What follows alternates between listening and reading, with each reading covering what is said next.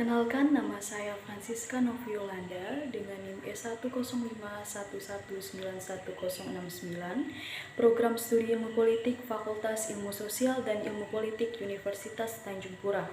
Pada kesempatan kali ini, saya akan memaparkan beberapa pembahasan mengenai definisi analisa politik menurut para ahli, menyebutkan sumber-sumber buku yang mendeskripsikan analisa politik, dan menganalisa pemilu kada 2024 berdasarkan data dan fakta.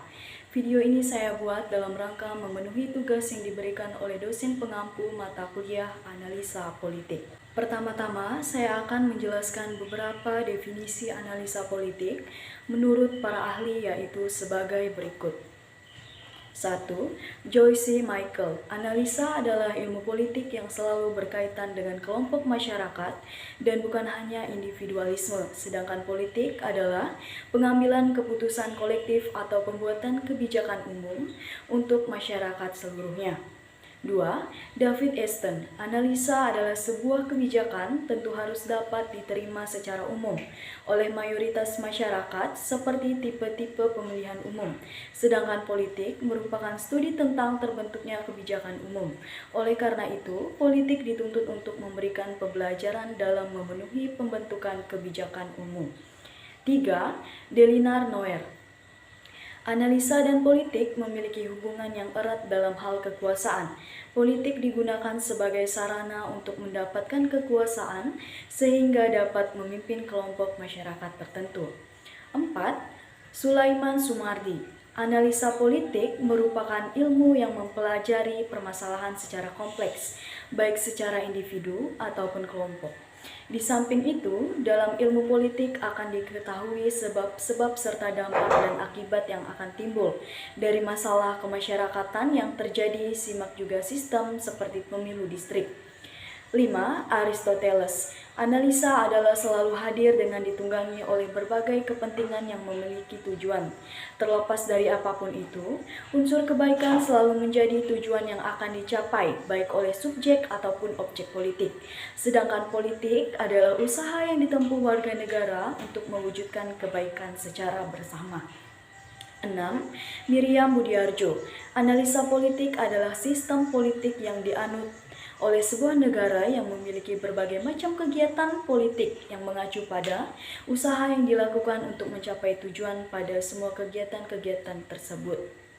7. Ramlan Surbakti. Analisa politik merupakan sebuah interaksi hubungan yang terjalin antara pemerintah dan masyarakat yang di dalam membuat tatanan aturan untuk ditaati oleh masyarakat yang tinggal di wilayah tersebut.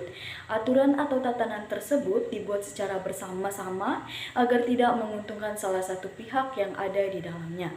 8. Max Weber. Analisa politik merupakan kemampuan seseorang untuk membuat orang lain melakukan hal yang tidak dikehendakinya. Politik memiliki sifat persuasif di mana mengarahkan seseorang untuk melakukan hal-hal yang mulainya merupakan sebuah ajakan. Kemampuan ini hanya dimiliki oleh beberapa orang, sehingga tidak semua orang memiliki kemampuan mumpuni untuk menjadi seorang politisi. Selanjutnya, saya akan menjelaskan beberapa sumber-sumber buku apa saja yang dapat mendeskripsikan analisa politik. Yang pertama, Konsep dan Metode Analisa Politik oleh Mary Chris Squid dan Robert W. Quaid. Yang kedua, Pengantar Analisa Politik oleh David Epter. Dan yang ketiga adalah Analisa Sistem Politik Indonesia oleh Iksan Darmawan. Selanjutnya, saya akan memaparkan analisa saya mengenai pemilu kada 2024 berdasarkan data dan fakta. Pemilihan kepala daerah menjadi momentum bagi masyarakat untuk dapat memilih pemimpin sesuai dengan keinginannya masing-masing. Pemilihan kepala daerah dilakukan setiap tahun ketika masa jabatan pemimpin tersebut telah usai. Di dalam Undang-Undang Nomor 10 Tahun 2016 tentang Pilkada akan dilaksanakan pada tahun 2024. Tetapi sebenarnya undang-undang tersebut masih dapat diprediksi sesuai dengan kebutuhan daerahnya masing-masing.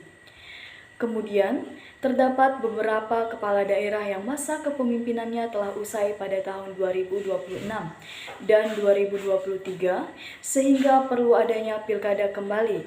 Tetapi, pilkada akan serentak dilaksanakan pada tahun 2024.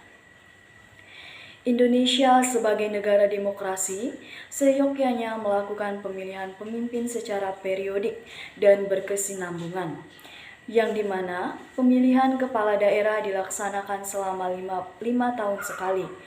Di dalam Undang-Undang Nomor 32 Tahun 2004 mengenai Pemda atau Pilkada, dalam pasal 24 ayat 5, kepala daerah dan wakil kepala daerah dipilih secara langsung oleh rakyat dalam satu pasangan pada daerah yang bersangkutan. Pilkada langsung sudah dilaksanakan semenjak tahun 2005 sesuai dengan Undang-Undang Nomor 32 Tahun 2004 dengan berlandaskan pada pasal 18 ayat 4 Undang-Undang 1945 yang menetapkan bahwasannya gubernur, bupati, dan wali kota dipilih melalui sistem demokratis. Pada pemilihan umum kepala daerah pertama dilaksanakan pada 2015, tanggal 9 Desember yang ditujukan untuk kepala daerah yang masa jabatannya berakhir pada penghujung 2015 dan awal jabatan pada tahun 2016. Selanjutnya, pilkada kedua dilakukan pada tahun 2016, bulan Februari bagi kepala daerah yang jabatannya berakhir di semester kedua tahun 2016 dan 2017. Pemilu ketiga dilangsungkan pada tahun 2018 bulan Juni bagi kepala daerah yang jabatannya berakhir tahun 2018 dan 2019. Kemudian untuk pilkada serentak diselenggarakan pada Desember tahun 2020 agar dapat memilih kembali kepala daerah hasil pilkada 2015. Lalu untuk gelombang kelima sendiri pilkada akan dilaksanakan pada tahun 2022 untuk kepala daerah hasil pemilu 2017 dan untuk gelombang keenam akan dilaksanakan pada tahun 2023 untuk kepala daerah hasil pemilihan tahun 2018. Berdasarkan tahapan tersebut, apabila sesuai dengan draft revisi Undang-Undang Pemilu dan Pilkada yang terdapat dalam Program Legislasi Nasional atau Prolegnas, prioritas DPR 2021 mengatur mengenai rencana pemilihan kepala daerah serentak selanjutnya pada tahun 2022 dan 2023. Hal ini tidak sesuai dengan Undang-Undang Nomor 10 Tahun 2016 sebelumnya, di mana pilkada dilaksanakan secara serentak di tiap provinsi, kabupaten, dan kota yang diselenggarakan tahun 2024 berbarengan dengan pemilu presiden, DPR, DPRD, dan DPD. Tahun 2024 menjadi tahun kedua adanya pemilu serentak di Indonesia. Untuk pemilu nasional dan pemilu lokal, pada dasarnya, pemilu serentak menjadi indikator terbentuknya pemerintahan yang efektif. Pemilu serentak memberikan pernyataan apabila pemilu lokal nantinya dapat mengancam integritas nasional. Bahkan, partai politik juga menolak adanya format pemilu serentak pada tahun 2024. Karena pemilu legislatif akan diselenggarakan sekali dalam 5 tahun. Hal itu membuat partai politik dimanjakan. Kemudian, partai politik yang menyadari bahwa dengan adanya pemisahan antara pemilu serentak nasional dan pemilu serentak lokal dapat menjadikan upaya kontrol pemilu lebih efektif.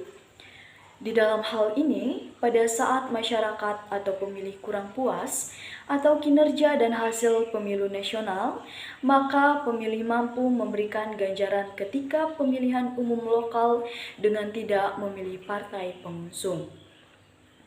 Akan tetapi, terdapat beberapa dampak yang akan terjadi jika pilkada dilaksanakan pada tahun 2024, yaitu sebagai berikut. Yang pertama, berbarengan dengan pemilu nasional yang nantinya akan semakin menambah beban kerja pada penyelenggaraan pemilu. Apabila pemilu besar dijadikan satu dalam kurun waktu 9 bulan di tahun yang sama, maka akan mempersulit penyelenggara pemilu dan berpotensi membuat penyelenggara pemilu menjadi tidak dapat melakukan pekerjaannya dengan maksimal dan tentunya akan berdampak kepada kualitas yang ada bagi penyelenggaraan pemilu.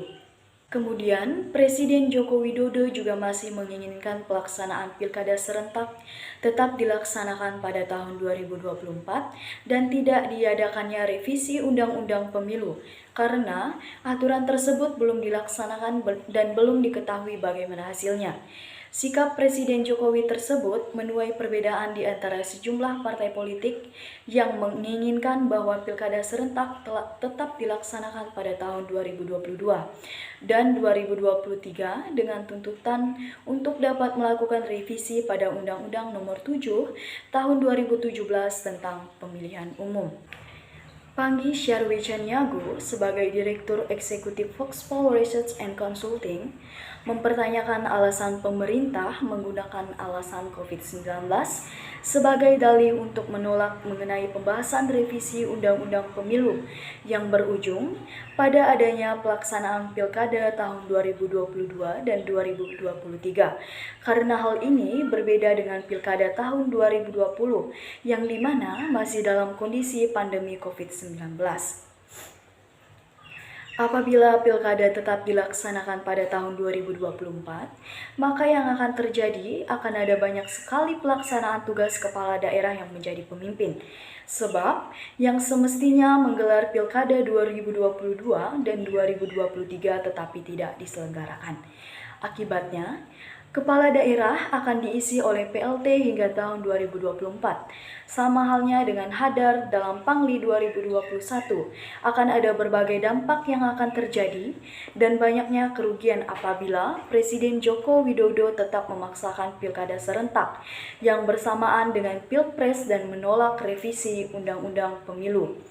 Yaitu akan terjadi kegaduhan yang berskala besar di masyarakat dan nantinya Bawaslu dan Mahkamah Konstitusi akan kewalahan karena banyaknya perkara sengketa pilkada.